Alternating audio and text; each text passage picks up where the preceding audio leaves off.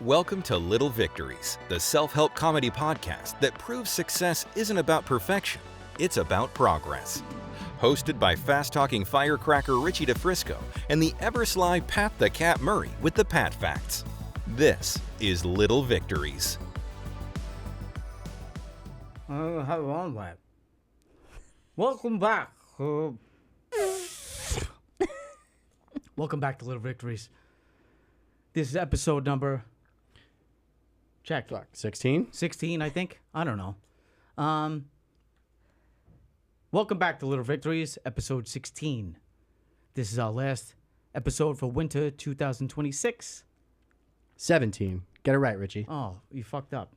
We have an amazing guest, completely different genre that we haven't covered yet. This is involving sex workers, which we're going to speak a lot about today. The woman I have with me today is been able to have a career from this stuff, from modeling, and now with the Fetish performing, dominatrix. She's been taking care of herself, paying bills, traveling the world, traveling the country for over 2 decades. We're going to talk about the new culture of sex workers, what's going on in that world. How she's been able to survive for so long. Even now at the age of 40, she's still being paid to travel the world, which is incredible because models have a shelf life, but not for her. So before I go on, I'd rather her speak. You don't want the ball gag, do you? I don't. That's for you. I brought that just for you. Ladies and gentlemen, the very own Lee Von Lux. Clap. I got a coffee in my hand. welcome. Welcome. Thank you. Thank you.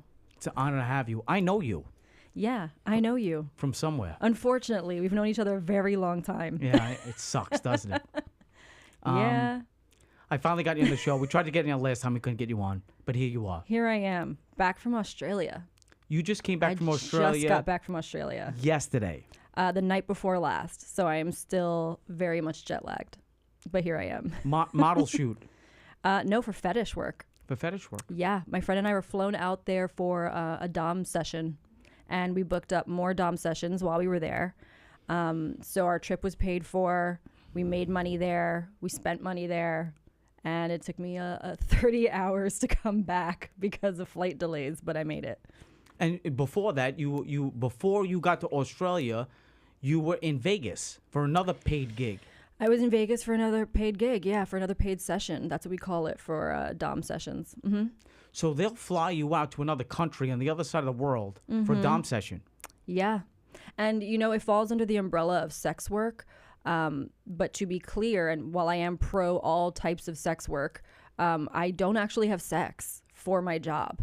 But what I do is create these sort of fantasy role play situations that usually involve either impact play or fantasy wrestling, sometimes ball kicking, which gets done in these very lovely boots, and which is part of impact play. And these guys pay me to essentially hurt them, but is all consensual, and I'm very careful about it.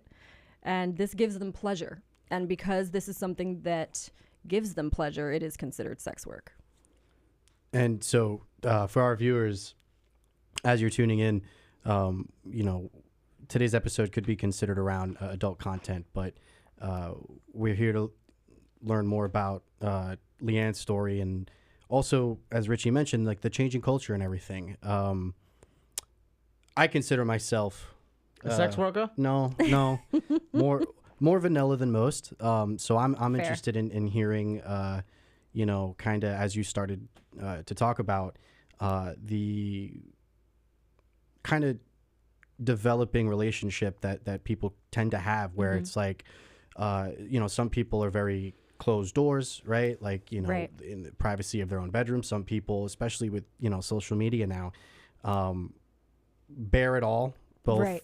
Mentally and physically. Yeah. So, I mean, your story to me is interesting in regard to just how that, how you maintain your status in the industry, and then just how it's evolving in general. Yeah, I live a very unique lifestyle where I have been modeling my whole life, but modeling as an adult since my early 20s. posing nude, and it started off just for art classes, and then of course that moved on to the internet and posing, for websites and doing erotic nude modeling and paying my bills with that and getting into the fetish world. And because I was curious, and then because there were things I enjoyed about it, there were kinks that I enjoyed, and wanting to explore that, and then realizing that I could also get paid for that, and then having the desire to create these things in careers, because I want to just do what I love for work, and also trying to maintain a private life, which is difficult when you make your following, your fan base, being very open on the internet, and then trying to have a private life from that. So it's tricky. I navigate social media in a very particular way. Currently, I am suspended from Twitter, which is the hub for all things kink. And so that can actually affect my business greatly. And what's ironic is that I got suspended from Twitter by posting tour dates. So Twitter is a home for all kinds of porn, all kinds of war crimes that you can see footage of on Twitter. Really gnarly shit that you can find on Twitter. But posting a clothed photo with tour dates is what got me suspended. So I feel like sex workers are just being targeted at the moment when we are the way that all these platforms build themselves. Amazing. Mm-hmm. Ain't that some shit? Oh, it is. It's affecting me. I'm watching my sales because I also produce kink content for Clips for Sales, and I'm watching my sales dip because I can't promote it on Twitter. Well, it's relative to, like, I hate, if I didn't have to have social media, I wouldn't. It's a job. Same. Honestly, same. It's because we were around before social media. I mean, we had MySpace, which was not a job. It was just a space that we all connected on, and now Twitter for me is a main point of my job that I have no access to. It's a necessity. I've been deleted from Instagram. I had 67,000 followers from my modeling career, and I got deleted from Instagram and had to start a new one, and it's difficult. It impacts my career. Like, for some people, that's just a place they post photos. For me, it's a place I network and promote myself. And as a sex worker, I'm just not welcomed anymore. It's just not safe to begin with because people can hack your account. My Twitter account was hacked. I can't get back in. Yep. Fuck Twitter anyway. I don't care. Mm-hmm. But at any point you build your following, your account gets hacked or something like that. You have to have a backup, and this you've been through the backup accounts and all that other stuff. Yeah, it's awful, and it's my career rides on that. So, from your experience and your perspective, how do social media companies like Twitter or even just your everyday person draw the line between modeling, fetish work, sex work, right? Because as you've dabbled in all three and built a career in every avenue, how does that kind of affect maybe potentially the jobs you go for, the jobs you get? I've definitely had to separate some things. For example, my modeling career has mainly lived on Instagram, where I post safe photos, obviously within the guidelines, artistic photos, because there are people who see that I do fetish and they decide that's too raunchy for them and it's not artistic to them, and so they might not want to photograph me. And then there are people in the kink world that might just see my pretty photos and think, well, can she act? Can she perform for this scene? And it's funny how they don't realize how multifaceted we have to be to survive solely on the work we want to do. So, and I had this conversation recently with my therapist. I said, sometimes I don't feel like I earn time off or I earn vacation because I love what I do so much, and I can't believe that I make an entire living doing it. And she said to me, it was so funny. She said, well, this is what you chose to do with your free will. She said, with your free will, you chose to do really fun jobs and got successful at it. And that is you earning, your time off. So certain people took their free will and chose to work 9 to 5s, and they took their free will and didn't go to school or did go to school, whatever. And I am having to juggle multiple careers, and happily doing so with modeling, with fetish performing, producing, with dominatrix. I am juggling all of those every day, all day long, so that I can do whatever I want, because I enjoy these things. They're fun to me. But also because work for myself. You're an alpha female. So obviously me and you can never get married. No, we can't. We'd kill each other. We'd kill each other. I still think I could kill you first, but in your doubt mind, it. you think you would kill me I doubt first. it. I would get you in your sleep. I'm very smart. Yeah, I'm sneaky. stealthy. Not Spanish that I've women. thought about this or anything. You have. Well, especially when we lived together, you were trying to kill me. You know. What the meat and potatoes of this show, and I want to get to, and you don't have to go into great detail, but I need some type of details here in terms of, in the, let's say, 2+ decades Yeah. from the beginning till now. Yeah. Some, if you can identify some of the critical, like, setbacks, where it's like, fuck.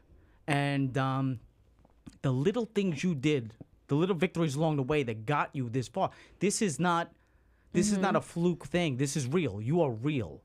You are Yeah. getting it done. I'm making my way. no Paying one's- bills, living a good life. No one's giving you a goddamn thing. You're doing this on your own. Correct. And that's very impressive. Thank you. But what were some setbacks where it's like, what am I going to do about this now? Setbacks, I'll give you a small one and then I'll give you a bigger one. A small setback. When I turned 30, like you said earlier, models have a shelf life. I didn't realize that 30 really affected, because let's be honest, the reason why I work and do what I do is because men, right? Because if men didn't consume what I do and pay for what I do, I wouldn't have this career. So I didn't realize that 30 set off an alarm in some men's brain as like too mature, too old, you know? And I saw my career, my numbers dip at 30 and I was like, well, why? First of all, I'm very lucky, knock on wood, that I never looked my age, So when I was 30, I probably looked 25 and I said, well, why is this? Why is this happening? And I was with a company called Suicide Girls, and they would buy photo sets, and I would use their name as Lux Suicide to sell a lot of my content and my time for shoots. And I noticed that when I put out a photo set for them at 30, they didn't buy it, and it started to dip. And I was like, well, what the fuck is that? So I said, you know what? I don't need to associate with companies who are no longer going to promote me because they feel like I've aged out, because I absolutely have not. And I changed my name from Lux Suicide to Lee Von Lux, which is what you can find me on online. And I rebranded myself as Lee Von Lux, and I decided then to never hide my age and to cultivate a new fan base, essentially. And the fan base I have cultivated are what I like to call real men who do not care how old I am. Because real men don't care how old you are. They don't need you to be younger and looking like prepubescent. It's sick. That's sick. And so I now work with men who love that I'm 40. In my fetish world, they call me Goddess Lee or Goddess Lee Von Lux. I'm the dominant. They are my submissives. They look up to me. They adore me. They worship me. And they love that I'm 40. That's the brand that I've created. And that was like a minor setback with the age thing that I flipped around. My bigger setback, which because you are like family, unfortunately, he's like my brother, okay? But he's like my Makes family. some of the jokes we made earlier a little bit inappropriate. Yeah. I have a ball gag around my neck. He is practically my brother, I swear. So he knows the traumatic event that changed my brain chemistry. Which was a major setback, which was I was living in Atlanta, which was also career suicide, by the way, coming from New York and moving to Georgia. Deeply affected my career. I was pretty much broke. I had a relationship that was supporting me, but I myself was broke when I lived there. And I had a cat that lived with my partner at the time and our dogs. And I came home one day to tragedy. And the dogs had accidentally but nevertheless, killed my cat. And the trauma that came from that event, my cat dying in my arms on the way to the vet, gave me such extreme PTSD, which at the time, I go to school now to become a therapist. But at the time, I didn't know that PTSD could happen to just anyone. I thought it was reserved for war vets. I thought something had to be so extreme for someone to develop PTSD. I developed the worst case of PTSD where that entire day would play in my mind every 20 minutes for about 30 seconds. And it nearly took me out. I mean, this went on for months until I finally told a trauma therapist what I was experiencing. And she was like, I don't know how you're even functioning. I was masking very well. I was using humor to kind of mask the way I was really feeling, and I was burying myself into my partner's, my ex's like life problems, and just trying to keep myself really busy. But every 20 minutes, this horrible tragedy would replay in my brain. I had a great trauma therapist. I was always anti-medication. I was put on Zoloft, and when I tell you Zoloft saved my life, I say this with my whole chest. If you have ever been anti-medication, mind your business. If someone tells you they're taking medication and you're against it, mind your business, because you have no idea what it is to feel like you might check out. But the truth of it, because it's an interesting conversation, and me, not that I was ignorant, just not aware of it in terms of this is why I'm grateful to be around very smart people that I reach out to, conversate, and it opens up my mind to things I didn't see before. Because I might have felt a certain way in the past. Yeah. How I feel now about it is exactly what you just said. We've talked about it. Right. Mind your business, because it does help certain people. Yeah. Whereas some maybe it doesn't. But if it helps certain people and they need it, that's what it's there for. Exactly. I was having, and you know me personally, so you know I'm a generally positive person. I don't let things keep me down for very long. You know I keep going forward. And I was stuck. And I was having what's called suicidal ideations. So I knew that I wouldn't do something to physically hurt myself. I knew I wouldn't do something to unalive myself. I would never now do anything like that. But at the time, my thoughts were like, God, I hope I don't wake up tomorrow morning because I can't do this. It's very passive. I hope that a stray bullet comes through this car at this red light and takes me out. And thinking like that is obviously so depressing and so not me. Like, I was in my head screaming at myself, like, what is happening? This isn't you. And I was so stuck. And the way that I got myself out of that with the trauma therapist, the Zoloft, all the therapy, all the yoga, I tried breathing classes. I mean, I did all the work. You can't just take the pill. You got to do all the work. I did all the fucking work. And ultimately I decided I needed to move back to New York. I needed to be back in my community. I needed to get back to work, because work is always a place where for some people it's a distraction. For me, it was a happy place because I love modeling and I love kink. And I was like, I'm just going to surround myself with this. I'm going to go home back to New York and I'm going to heal myself. And I just jumped right into, literally, I signed up to sessiongirls.com and I was like, I'm going to dom. I know how to do it. I'm going to do it. I mean, I moved back in, I think it was like November of 2023. And I remember on Christmas, because I was sick, I was home on my couch sick, signing up to Session Girls. And the first week of January, I had my very first session. And it was in Manhattan. And I was like, I'm home. I'm going to be okay. And that's a big deal, too. And it's funny because I keep seeing inspirational posts that I follow on accounts. And I'm big on the inspiration. And the thing is like, if you're not valued, it's not because you don't have the value. You're just in the wrong place. Yeah.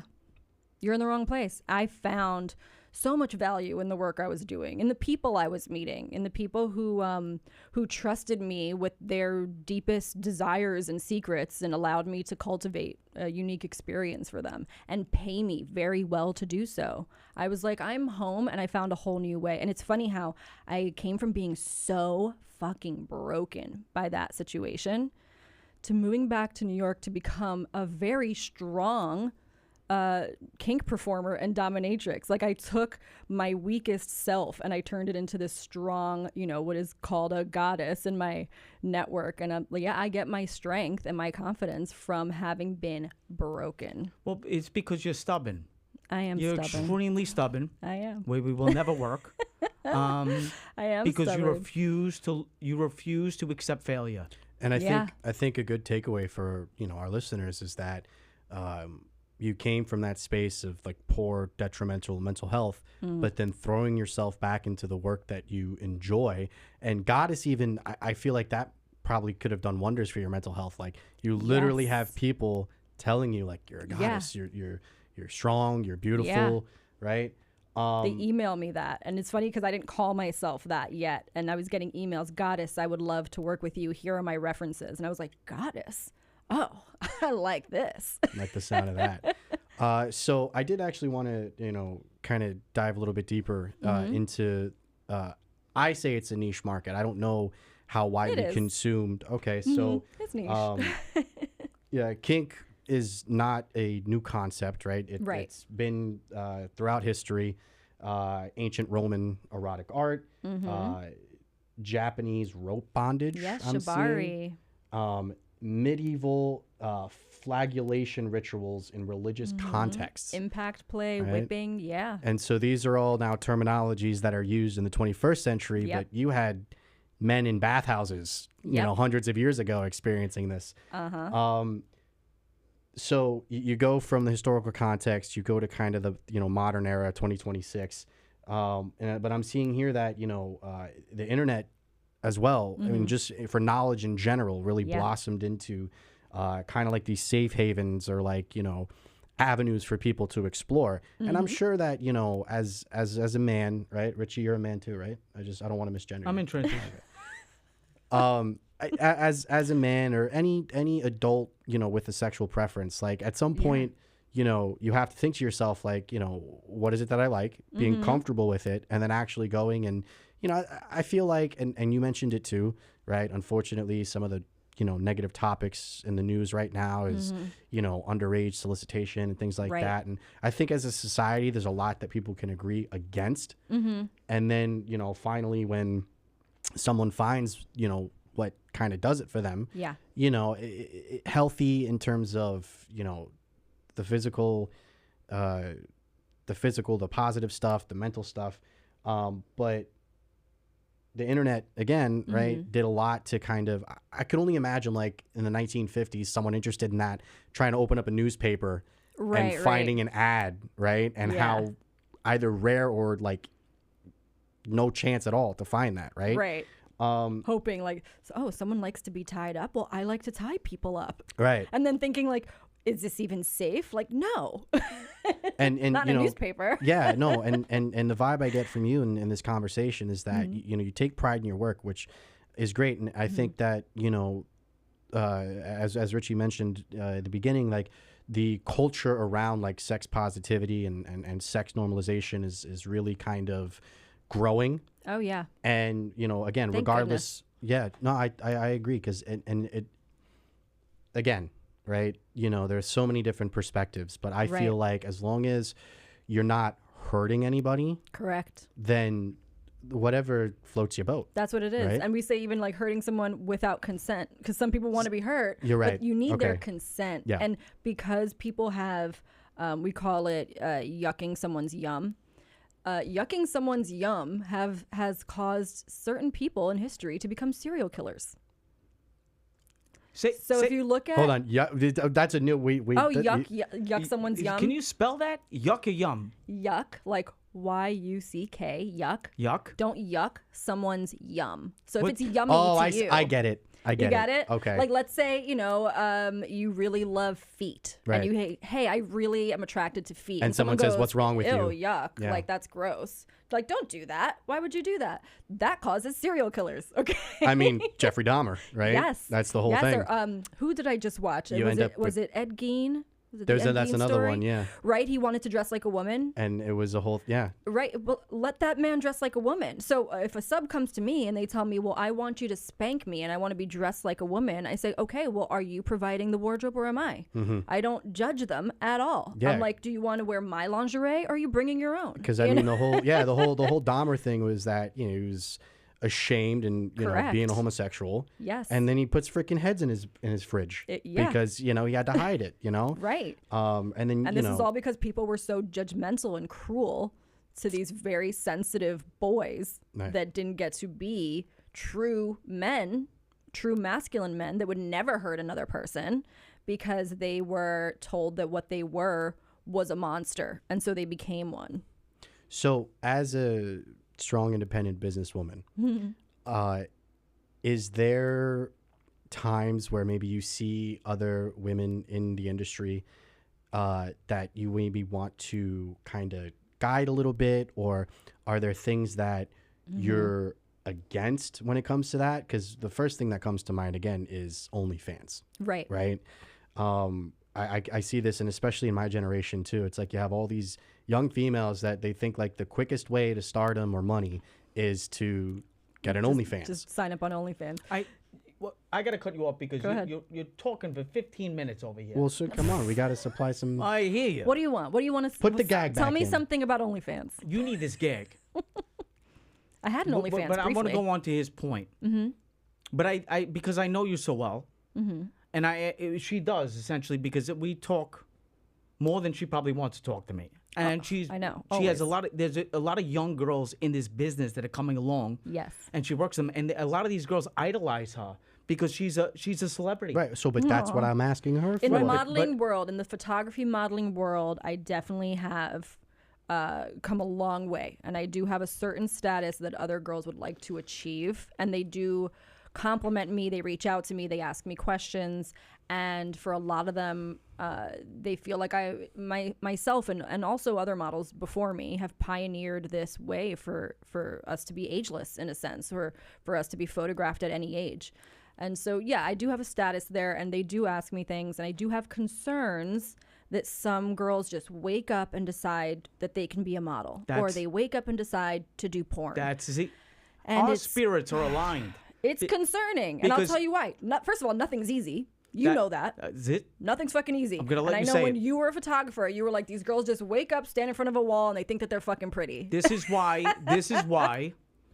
we are exactly the same. It's not because before you said easy. it, I was gonna say because I know her very well. Mm-hmm. We are the same in terms of she will help anybody, Anyone. but she gets irritated Very. by people just like, oh, I can just just. They go, I'm just going to start an OnlyFans. And I Right. go, okay, do you have fans? Right. Do you have fans? Because that's how you succeed on OnlyFans. You have to first have fans. So what are you willing to put on your social media that tells people that they should be your fan because you're naked on OnlyFans? And they go, oh, well, I don't want to put anything out there. And I said, well, honey, I made a career out of putting it all out there. Right. So if you're not willing to do that, I mean, It's- you can go other routes, but they want to make my money tomorrow. But it's the work that you're putting in. It's Yeah. the victories that you're doing on a daily basis that got you. Because we can have any dominatrix come in here. Sure. It's different with you. The reason why you're here is because you're special. Because you work non-stop. To get you All on day, the every day. phone is impossible. But that's the story of who you are. That And I got love you- it. that I got love you- working all day, every day. I love it. I get excited in the morning to pour my coffee, eat my toast, and open my emails because there's money waiting for me in there. I get excited about it. You're like a pot dealer. Yeah. That was like me. I had a I phone get rang. so- I gotta go. get high. I get high off of it. Yeah. So my other friend that's living with me right now, she's like, you and your emails, you need to take a break. And I'm like, I'll take a break. I'll take a break in like an don't know hour. how to. She comes back 3 hours. She's like, are you still doing emails? I'm like, yes. If you see, this is another thing that we're similar. We want to just a break, but we're our own worst enemy. Yes. Because when we get that break, we're like, oh no, we're like crackheads. We're like, oh no, I gotta. Why am I sitting still? It's by default. I think the city does that Yep. to us because go. So when you went to Atlanta, That fire it under our was like ass. everybody's slow now, and you're like speed it up. And that first year, it was great because my relationship was good and it felt like, okay, well, maybe I'm supposed to slow down a little bit. But, you slow down. As it turns out, I was one traumatic event away from losing my fucking mind. And I needed to go to a place to heal where no one would think to heal, which is New York. Yeah. Wow, yeah. That's what I needed. I needed the chaos. So, would you ever, and I don't think discourage is the right word, but like, would you ever steer, a young woman away from making certain choices because like the impact of it and the results? If she's being absolutely delulu about the outcome that she wants, people will think like I'll get naked and I'll be on the cover of Playboy and I'll be famous. That ship has sailed. Right. Hef is dead. Playboy ain't shit. And it's not going to, being naked on the internet, doing any kind of sex work is not going to make you famous. Infamous, maybe. It's not going to make you famous. Well, it's the same thing with acting, right? It's almost identical because it's like you can't go into acting thinking I'm gonna with ego. I'm a big star. I'm gonna be a big star, rich and famous. I'm gonna make all the money. It doesn't work that way. I've been in rooms, and like there are levels to every game, and I've been in rooms with people that are so goddamn talented. I joined an acting class with you know, and You're an actor? My ex. yes, and who I love to death, Yeah. and I'm indebted to him for what he did for He is I will say it forever. He is the best acting the coach. best coach I've ever had. He is my coach forever. He always will be. And what he did for me, I am indebted to him. And it was like day one, I signed up for the class. I'm like, okay, like whatever. I'm just studying the environment. It's Zoom because pandemic's killing everybody. And as soon as everybody started reading their scenes, I put my ball gag in like this. You go, oh shit. And then I'm like, oh fuck. oh shit. They've done a lot of work. And then it really, that was the most important experience for that time because I'm like, internally, I'm like, shit, I got work to do because they're blowing through pages of dialogue and it was effortless. Yeah. Page after page. And they were flying through it and it was brilliant. One actor after the next, And the thing is that when you put yourself around special people, you're putting yourself in position to be special too. Yeah. If you don't have that ambition and you're not willing to do the work, The it's ambition, the it's network. Okay. And what I always say is I have no problem with that. I'm okay with that. It's not my place to judge another person. Where I get frustrated, same as you, is when people, and it's not reasonable. It's delusional. No. I'm just going to be a model. They think that because it doesn't require college or certification, that it will be easier. It's 10 times harder. Going to school has laid out a plan for you. They have a checklist. You check all these boxes, you do these classes, you pay here, you get a diploma.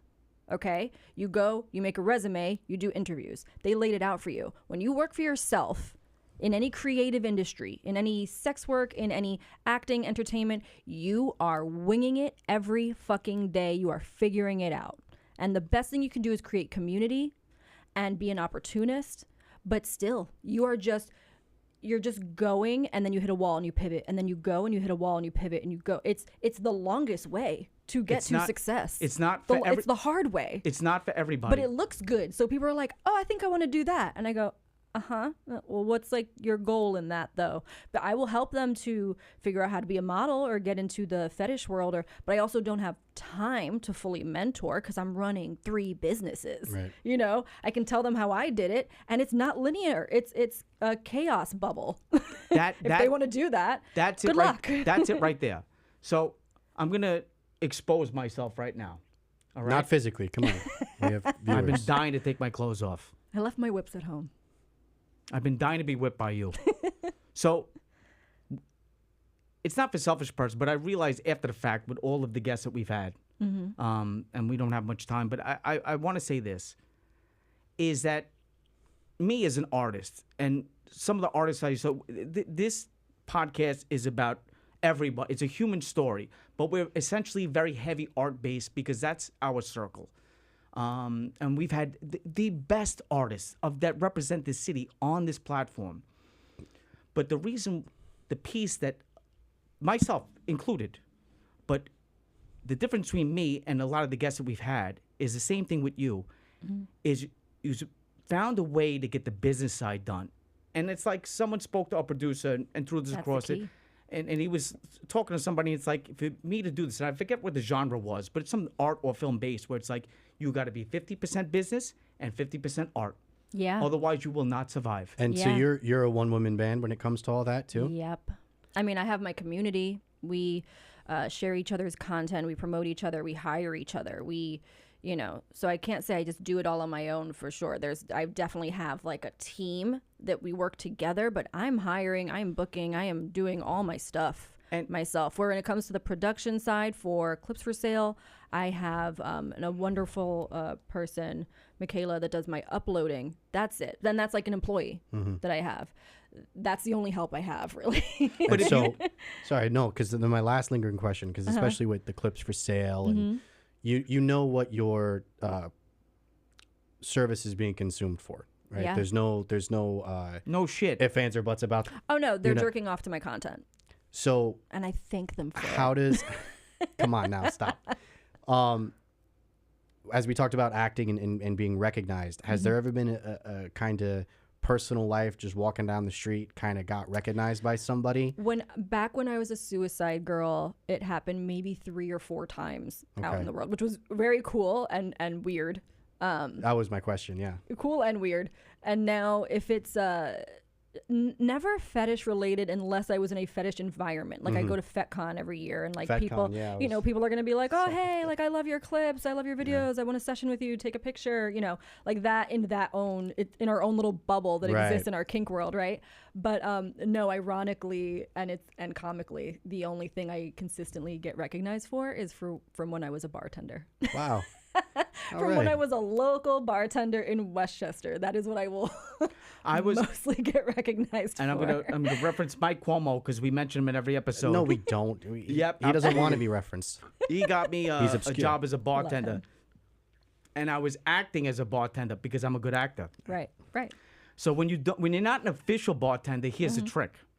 Okay. All right, ready? You write this down. Let us Write know. it down.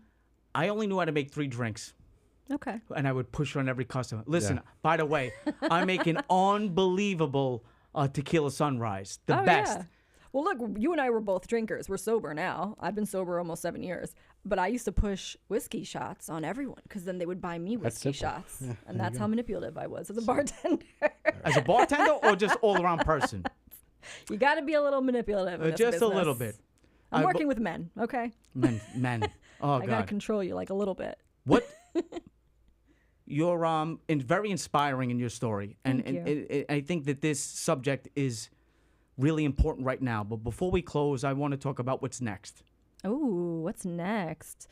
Man, I mean, I'm new to the producer game, and it's hard. I got to try and get back on Twitter, aka X somehow. But what's next? I've been traveling a lot. I'm gonna keep traveling more. I've worked in Japan. I've worked now in Australia. It's like, where am I gonna go next? I guess. Where in the world is Lee Von Lux? Yeah, exactly. Where in the world will I go next? I didn't ask you to brag. I just said what's. I just said what's Just next. continue to build this career. And also, you know, I'm in school. I'm going to be a therapist one day. And I would Amazing. tell that to anyone who is in sex work. I know I'm going to sound like your parent, and maybe I am their age, but have a backup. So Have a backup plan. I know I used to hate when people said that to me. I used to hate it. Have a backup plan that is not sex work, because we are targeted on social media constantly, and without it, we can't make money. So, that's the Get next a step backup. is potential be a therapist. oh, it's going to happen. No, not potential. It's I'm gonna getting a happen. bachelor's, then I'm going to get a master's, and I'm going to get licensed, and I'm going to incorporate kink into therapy. I have practice. That. GHI, Blue Cross Blue Shield. Do you take insurance? Yeah, I got health first. That's why I'm getting licensed, so I can take insurance All right. and be affordable for other sex workers and addicts and people in the LGBTQIA community, because we need affordable access to therapy. It's important. And I know firsthand how important that is now. Thank you. We were very lucky to have you today. Thank you. I don't Thank have you to for talk to having you me. for a while after this, right? Oh, God, I hope not. Please. Pat, That's it for me. Yeah. that's it for Pat. You don't Thanks want to for say having me, you don't want to guys. talk for another 40 minutes? No, it's only We could been talk endlessly. You about could leave. 35 All right. I'm going to put my ball gag in now. Please. for the outro. But I love you very much. I love you too, dear. Pat, you're all right. You're cool, Pat. That's it for today's episode. We're going to tie in with you again. You're now Yes. part of the Little Victories family. We love you love very it. much. I'm honored. Thank you. And until next time, ladies and gentlemen, thank you very much. Thanks. Little Victories. Lee Von Lux. Thank you. Thanks for listening. Stay tuned for more wins and more laughs.